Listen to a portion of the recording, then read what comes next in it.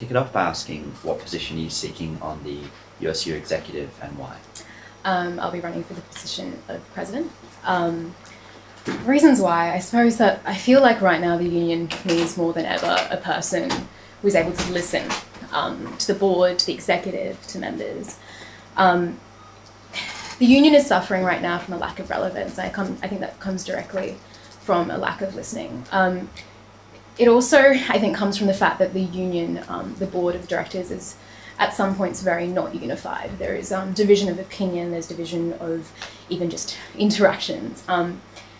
And that means that often the decisions that are made are inefficient and ineffective. I think at the end of the day, of course there is going to be division of opinion, there's going to be division of approach, political background and things like that. But everyone agrees that we are working for the student interest. So when that comes into play, there is no reason why that all those opinions can be listened to. So example, if I could bring up one that I think is relevant to this question, is life choices. So if you go back 2 years, the majority in that decision were arguably conservative. The minority was progressive. And that's something that I think if that decision was to happen in this day and age, it wouldn't have been the same. And I personally disagree with it quite strongly. I don't think that decision created a safe campus for women.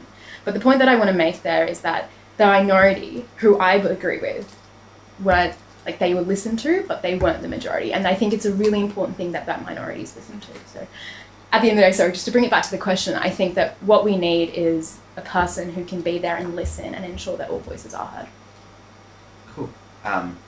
And in the year that you would potentially serve as president, what are the main things that you'd want to do with that position? Yeah, I just want to say, first of all, that if I was to be president, what that would entail would be definitely on the basis of what the board requires me to entail.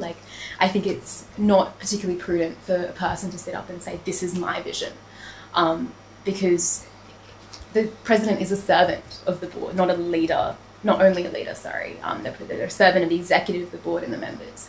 So that being said, I think it's difficult to say exactly what would happen because that is dependent on the board vision. That being said, I think there are things that I personally do want to see changed.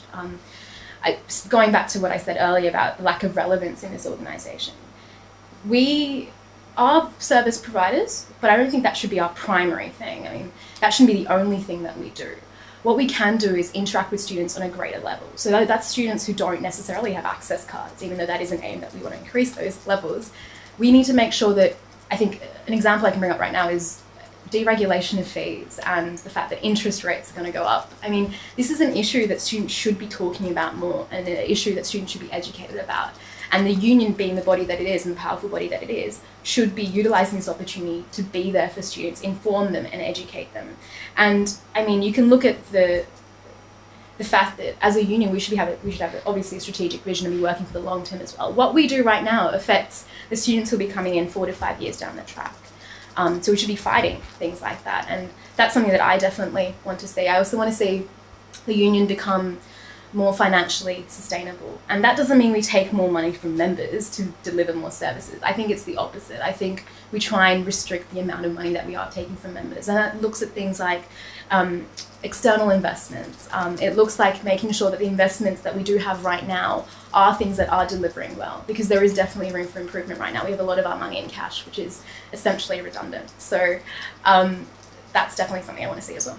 Yeah, for sure. Just quickly to return to something you said, where you said the president shouldn't dictate a particular vision to the board.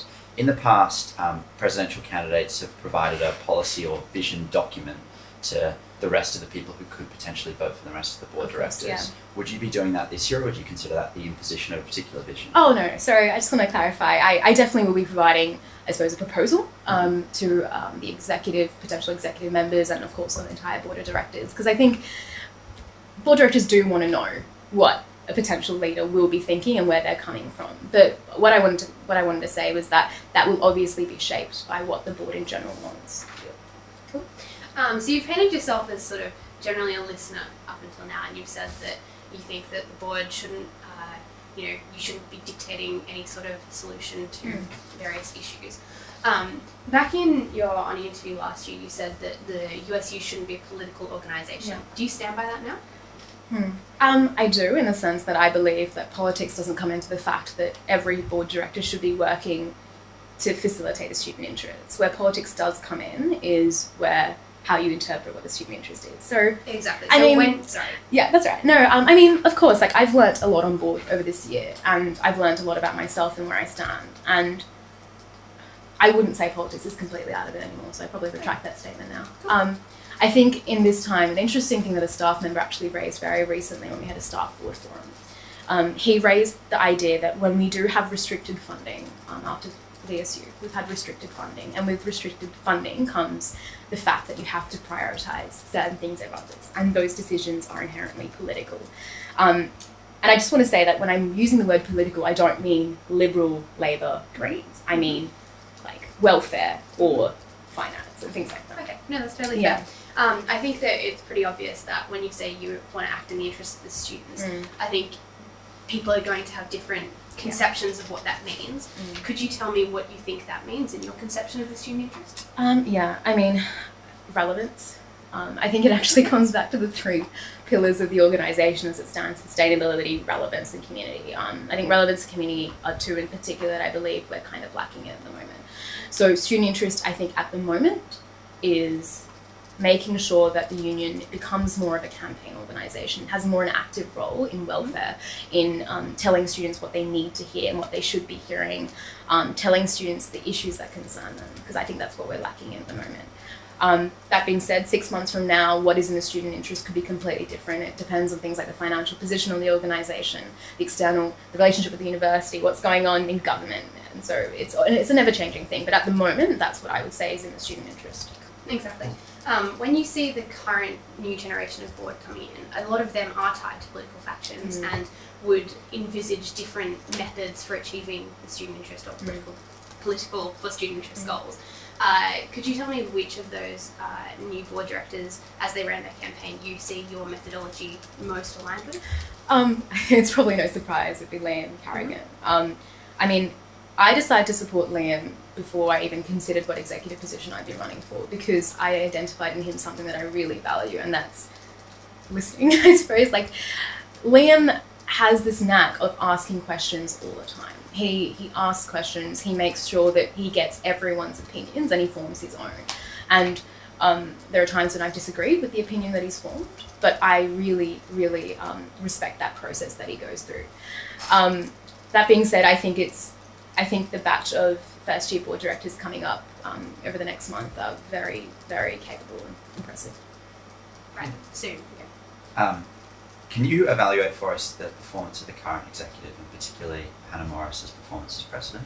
Yeah, I have to admit, like, I have to express some level of disappointment. I think there was lack of consultation between the executive and the president with the board, and that's something that I strongly do not agree with.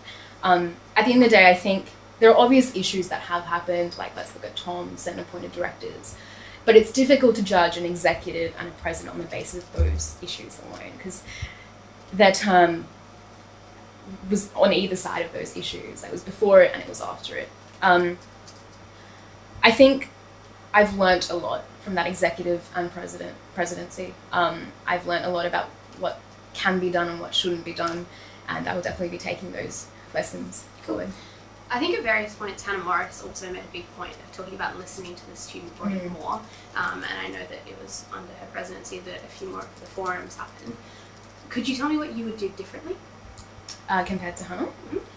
I mean, I think what I'd do differently is, I remember as a first year board director, I came into the job knowing bits and pieces but not knowing exactly where my place was. And that meant that the executive and president seemed to be the people who had the vision, and we were just the people who went along with that. And I think that's something that fundamentally needs to change. I actually think it should be the other way around. I think the board and the executive should hold the president in a really tight leash for the first couple of months, because in those first months, you don't really know how you're going to operate as a board.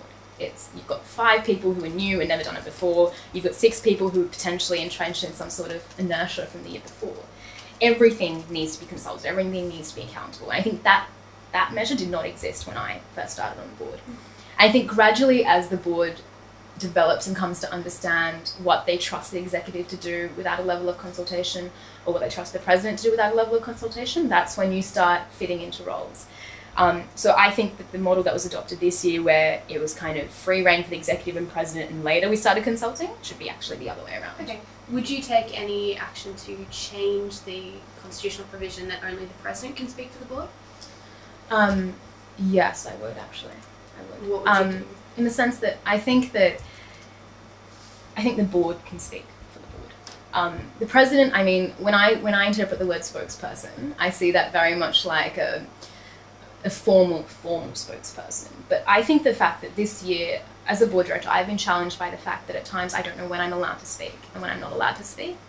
And it has meant that I cannot be kept accountable to the people who elected me, or even just the general membership. And that's a concern of mine. I think board directors being able to speak to their thoughts and their desire to see change or the desire to keep the same is something that should be very much discussed with student media and with members. And that's something that hasn't happened. So I definitely would. So just to be really clear on that, you would be okay with board directors, if you were president, making critical statements of policies that you'd taken? Yes, I would. I mean, I think there is a level of, it needs to be reasonable. Like, I don't want to see a board director going out of their way to bring down the organisation. I think if it's adding constructively to debate, then yes. And sorry, who do you think would be, like, who do you think should define what is reasonable? I think that comes to a board decision, surely. I mean, you sit down in a room and you discuss all these decisions. I think something that members often fail to understand, and that's probably a fault of the board in not communicating this with them, is the fact that board directors are constantly in communication with each other. Our decisions are not made singularly at that monthly board meeting table. We have discussions, we have debate. And I think that if we're able to come to a decision at those weekly meetings about how much we think we can talk to student media about, then I think we should do it. So. Right, so sorry if I'm just trying to clarify. That's all right, yeah. You're saying that you would support individual board directors speaking out to student media about board issues, but only on what is like the majoritarianly approved. No, sorry, because I think that's actually what's happening right now. Sorry, I think what you're saying is what's happening right now. Yes, so sorry, what would you do to change that? In the sense that I think, of course, every question has people who are against it and for it. And I think members deserve to know the conversation that is happening. What I mean to say is that directors should be able to discuss what they might be planning to tell student media, whether that's for or against a policy or something like that. And we should make sure that that is not misleading to students, that it doesn't imply anything that's not happening. Does that make sense? Because I think dissent is an incredibly powerful thing that should be heard by students. But only if it doesn't threaten the majority's interest of the board. No, sorry, that's not what I'm saying. I'm sorry. I just don't understand what you see as the difference between the current situation where the majority speak through the spokesperson as the president and what you're saying, which is dissent is valuable, but in sort of a mediated context. Dissent is valuable in the sense that the mediation comes from the fact that it should be respectful, it shouldn't be misleading, and it shouldn't be, I think, bringing in issues that are not relevant to that policy. Okay. So that's what I mean. So when it's delivered to student media members, that's the framework it should be constructed in. But that's in the same way that people who are talking for a policy, if it's a policy, let's say, should be constructed within those three criteria as well. Sorry about the lack of clarification. No. Can you tell us what you've achieved in your role as board director over the last year? Yeah. I have I've worked really hard over the last year, so I think most recently the thing that I've heavily been involved in is the transparency review and the number of forums that have been set up. So I've been working alongside BB D'Souza for that. That actually came out of not only a board understanding that we need to be a lot more accountable and members don't know what's going on, they're feeling disenchanted and disillusioned by the union. It actually also came out of a policy that I've been working on for about a year now, which is based around channels of social media. Looking at Twitter, looking at how we respond to member feedback on Facebook, looking at how marketing deals with complaints and making sure that members feel like their voices are really valued. And so that will be pending the results of the transparency review.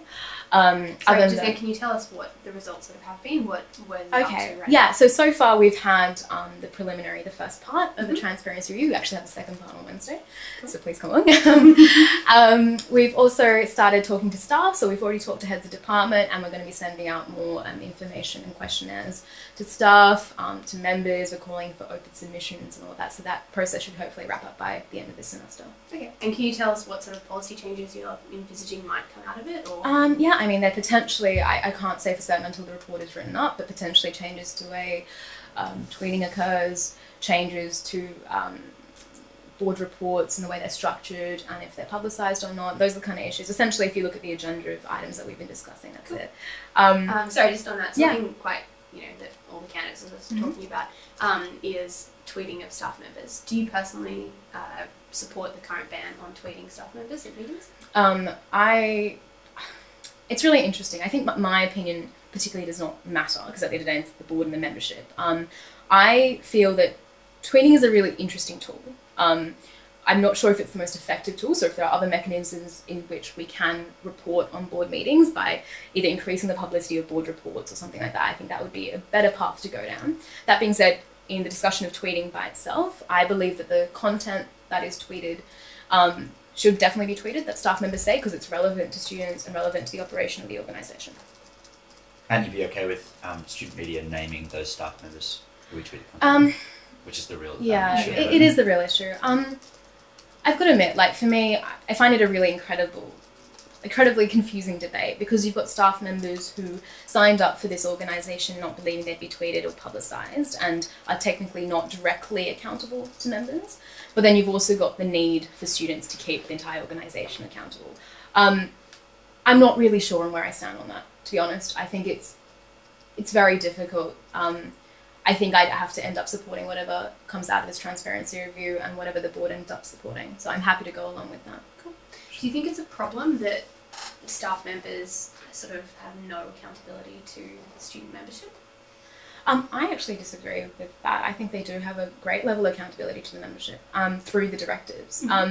The reason why heads of department provide reports to board directors is so that they are kept accountable, and the board directors are the ones who are kept accountable by the membership. So I don't think that's at all the case. Okay. I suppose the tweeting of staff members links into a broader debate that's going on in the USU right now that obviously you've been involved in through the transparency review. Do you think that there is a transparency deficit in the USU right now, and what are some practical measures that you would support to change that? Oh yes, definitely. I think there is. I mean, you only have to look at the fact that I think, like, I don't know, just having gone through a campaign like a couple of weeks ago, it's silly how many students don't even know what the USU is. It's silly how many students don't know what the board of directors is. And I think, like, we're not even talking about transparency in regards to policy here. We're talking about the fact that people don't even know we exist. So of course there is an issue of transparency there. But looking deeper into the issue, I think the fact that there is so much speculation in student media, there's so much speculation in membership discussions about what's going on, I think is incredibly concerning. I mean, if you look at, I don't know, a government, the only reason why we can question government actions and question what's going on, and only reason why that the union, I think, should be fighting against deregulation right now is because we know it's happening, right? And in the same sense, students should be able to, the membership should be able to dissent against things that the board is considering or the union is considering. So I think, yeah, there's definitely issues. In terms of practical ways that we can ensure greater transparency, I think it's about, I mean, members forums seem to be a really flawed model at the moment because the only people who attend them are hacks and weirdos who rock up and they only want food. So I think it's a great idea in principle. I mean, I think what we should do is have bigger meetings. We should have things like Stokebox. We should have things like, I think the board blog is also a flawed tool. I think we should stop persisting with it. Like, it's about like a separate Facebook page where people can ask questions of the board. It's about emails, it's about, I don't know, like consultation hours as well. Like, the president has official consultation hours, but for the last couple of years, to be honest, I don't know if the president has actually been in the room when their consultation hours have been happening. Students don't even know where the board office is. Like, I didn't know where it was until I started on board. It's level 5, by the way, of the home building. So please come say hi. Yeah. Students should be able to knock on the door, walk in. It should be an open door policy. Like, I think it's ridiculous that we think we can work through a blog, work through the occasional Facebook update that goes through some sort of glittery marketing thing. I mean, students want real stuff. They want to be able to yell at someone if they want to. As you point out, there are those mechanisms for consultation now, things like presidential consultation time, question time at board meetings.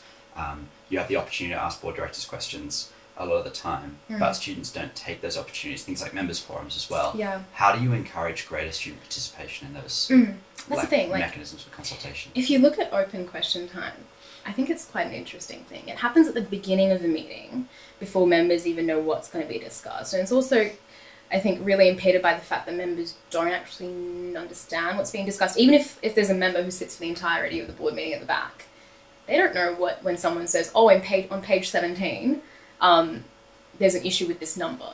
The member doesn't know what's going on. So I think, like, open question time, I mean, it should obviously stay as a formality, as a part of meeting procedure, but there should be greater information available to students so they do want to utilise consultation opportunities. They do want to go to members' forums. Because at the moment, I feel like they have a lack of information and they don't know what questions to ask.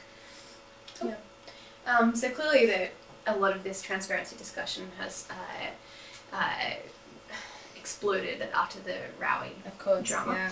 Yeah. Could you possibly talk us through your thinking process throughout the attempted Rowie dismissal and why you decided to act at the start in whatever capacity and then decided to vote against the proposal again? Well, I mean, the Rowie thing was obviously a big thing covered by student media membership. Everyone's really interested in it. I found it a really challenging process because one of the main things I encountered was the fact that I didn't know what was going on. And if I didn't know what was going on, obviously members didn't know what was going on. There was a lot of miscommunication around exactly what happened to begin with. I think it was actually during SRC elections that the actual incident occurred, because I remember standing on Redfern Run and then getting an email. And I think there was, for me, a lot of that process was about trying to actually understand what happened, what Tom's thoughts were when he made the action, what processes he himself had been through to ensure that he didn't disrespect staff and did act in the student interest, and then weighing that up against what potential harm had occurred. And obviously my own values came into play in that. So I think one thing that definitely did challenge me in particular was the legal aspect that came into play. In hindsight, I look back at when we were first given the paper saying that we'd be taken to the Supreme Court, and I was incredibly confused. I'm a law student and I should probably know better, but we employed a senior counsel, and I should probably have known the difference between a senior counsel and a junior counsel, and I didn't. And I'm a law student, and there were other students on board who obviously didn't know because they weren't law students. And I think there was just a massive lack of communication there. There was no consultation with the executive, no consultation with the president, who knew a lot more than the rest of the board did. And I think I've learnt a lot from that. I've learnt an incredible amount from that. I don't know if I just answered your question or not, but... Can you tell us if your vote shifted on Rowie's dismissal? As I understand it, there were two different votes, one the secret ballot and then one the quite well publicised public meeting. It was a secret ballot. The original Rowie vote last year? On whether to dismiss Rowie. Have I got that totally wrong? I think you have, yeah. Well, if there was a secret ballot, it was secret to me as well. I didn't know about it. Actually, no, my vote did not change. When the original special general meeting was going to go forward, I was going to vote to keep Tom on board. And my position only strengthened, if anything, afterwards. Sure. Okay. Did you at the start of that process? I mean, I was constantly in contact with Tom. I remember the day after I found out, I gave him a call and I asked if I could meet up with him. And we sat in the courtyard of the home building, and he just told me the process that he went through. He also then told me that he had received legal advice, which I encouraged him to give to the rest of the board, which probably resulted in us being taken to the Supreme Court. But I don't regret that decision at all, because I think, if Tom had anything defending him, it was only right for the board to hear it. So. Cool. When you were talking sort of earlier about, the incoming board and how full of democracy and student engagement that process has been, that's really great. We were just wondering what, from thinking back to your campaign, Tara, on top, what policies you have actually implemented since getting on board. I mean, it's definitely a gradual process, and I'm not going to lie, I've realised that some of the things that I put forward aren't the most achievable things at the moment, and definitely aren't the priorities at the moment. As I said, I think our priorities right now are information engagement and relevance, and I'm not sure that all those policies are priorities. That's not to say that they won't occur down the line. In terms of what I've done, I've worked, for instance, one of my promises was ancillary cost items at cost price. I've worked on pricing strategies with the Commercial Operations Working Party. In terms of manning, that bakery that will hopefully be coming up when the refurbishment happens in 2015. In terms of CNS funding, which I definitely wanted to overhaul. That's actually, we're in discussions at the moment. I'm working as a part of a greater CNS review that Tim Matthews is conducting. At the end of the day, though, I think what I hoped that people elected me for was to make those day-to-day decisions that no one ever really hears about. The tiny day-to-day decisions that are so crucial, yet aren't the most visible. And I think I've definitely delivered on that, and I've delivered on the promise that I would work really hard in the student interest as a board director. Cool.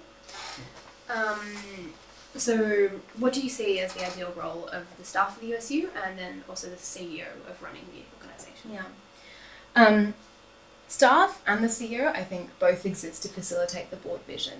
I mean, that's the definition, I think, of the staff in this organisation. They exist to provide institutional knowledge and facilitate that board vision. I think the CEO, obviously, like, I mean, if you look at the structure of the way it works, it's board employs a CEO employs a staff. That's how it works. I mean, so we were looking a bit more sort of like the power of the CEO and the staff. Yeah. I think that at the moment, it's no surprise, it's no secret, there have been tensions between the board and staff. I think that comes from a lack of communication. I mean, if you look at a board vision, we're coming to this as students. The CEO and staff are coming to it as employed professionals. So there's obviously going to be a difference of interpretation there. So what needs to happen is that vision needs to be translated properly to the staff and the CEO. I think right now the channels of communication we have aren't strong. They clearly aren't, and that's why we've had this tension.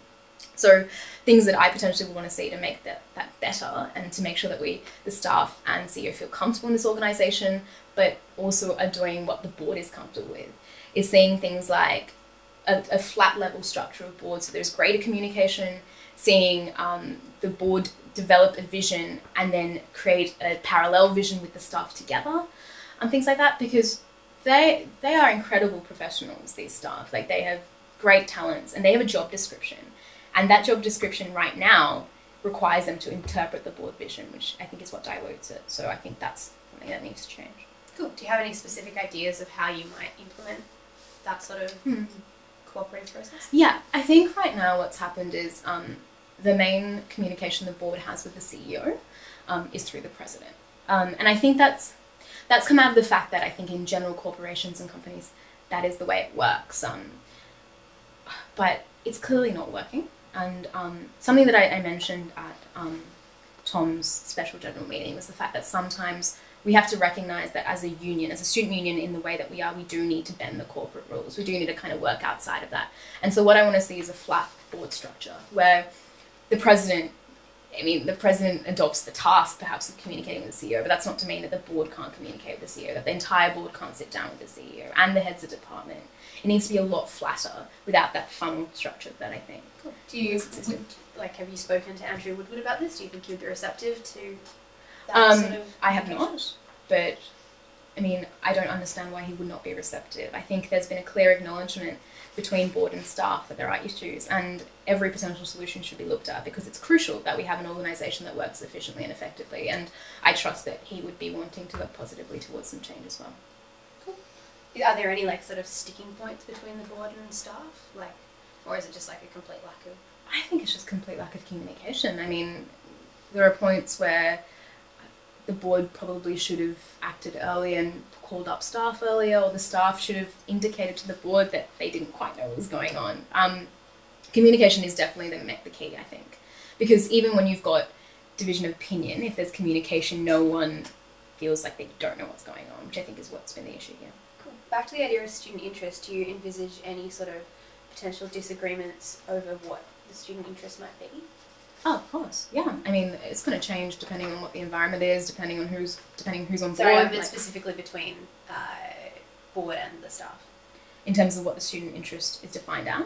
Or how to best fulfil the student interest. Oh, yeah, of course. There is going to be division, but at the end of the day, I think the board are the ultimate arbiters, is what I want to call arbiters of what the student interest is. Okay. And the staff, I think, come from this point where they've been around for ages, some of them up to 20, 25 years, and they're stuck in a different idea of what the student interest is. But the reason we have a rotating board is so that that's constantly updated and changed in regards to what's relevant right now. Right, so you think that sort of the main thing that needs to change is a better translation of the board's vision to sort of be implemented by staff? Exactly right. I mean, exactly right. Okay, and do you, just moving on to sort of the final question of which other board directors do you feel would best be able to serve on exec with you?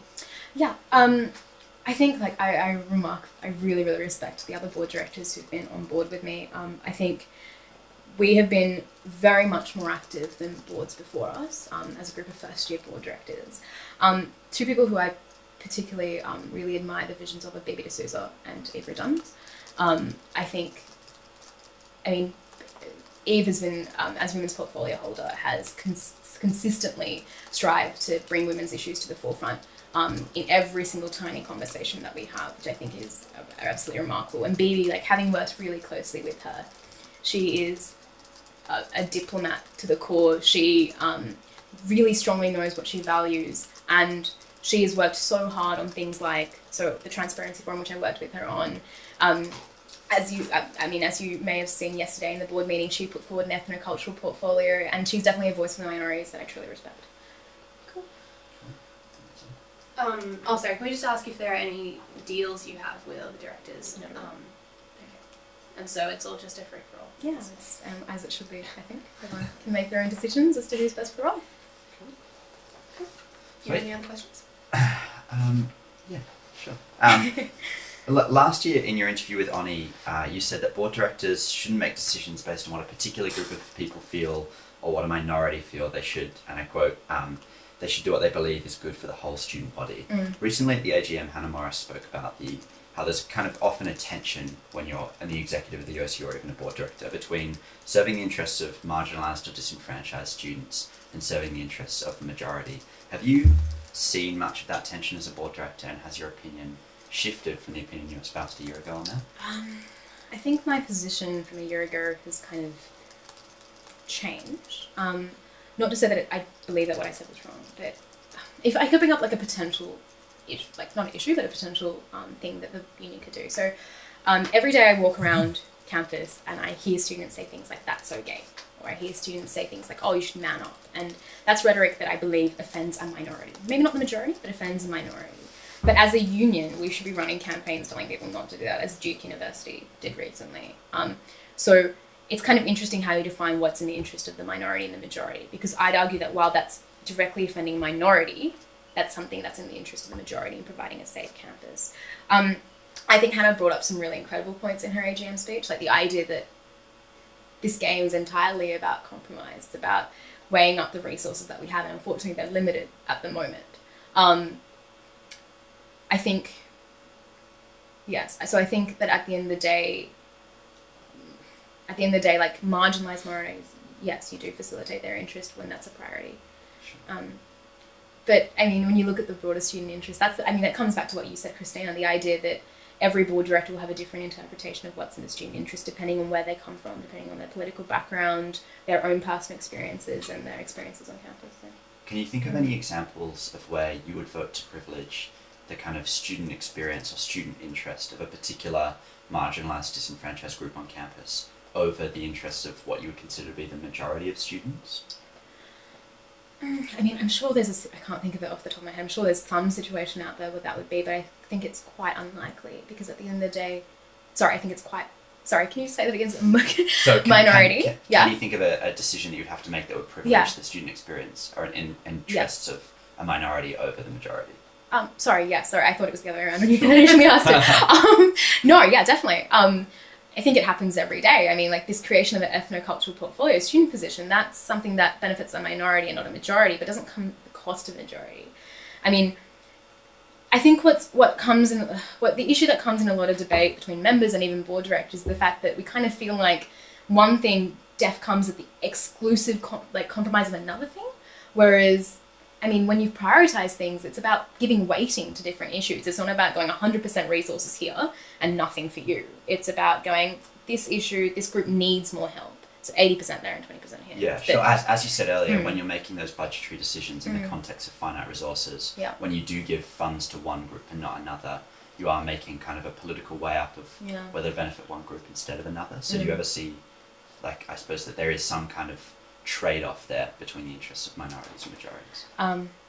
Yeah, there always will be. I mean, that question is just, yeah, of course. Like, Sure. and that, I mean, that comes with any organisation, any resource. You look at a club in society, they've got, what, $4,000, they've got to allocate that, right? And it comes at the cost of maybe sending 2 kids off to a conference and not all the others. Like, that, every organisation has that. I mean, all I can really say, I think, to address that is that I will always try and do what's best for the organisation. I'm sure that's what the entire board of directors will try and do. Like, the board of directors is not here to fuck over students, right? Like, they ran for the job because they really care, and we get paid nothing essentially for it. Like, no one does it for the money, no one does it for the amount of time you got to do it. Like, it's actually a really difficult job. So I think, yeah, you weigh up resources, you weigh up priorities, and you do what you think is best. So, of course.